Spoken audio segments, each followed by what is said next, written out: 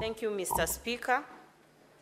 I want to actually place emphasis on the significance of procedure in the impeachment process, Mr. Speaker.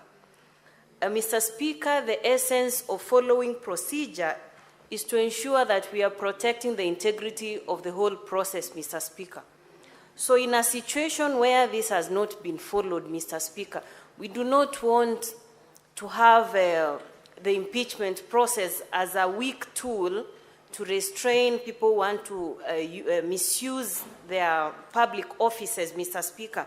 So while I feel for the people of Isiolo, for the County Assembly, I wish that whatever case they brought here earlier, I actually sought clarity on whether the Hansard recordings can actually be displayed if they actually conducted their sittings in a room or their sittings were done outside.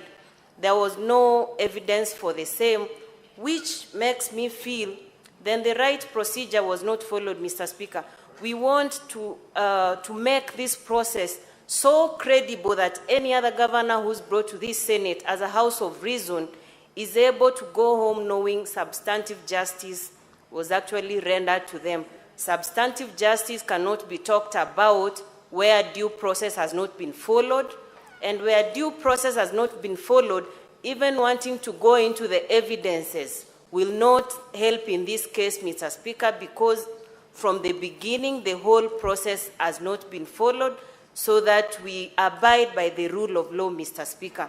So I wish that we actually put emotions aside and look at this issue critically, Mr. Speaker, because all over the world, impeachments that have happened have actually followed the rule of law.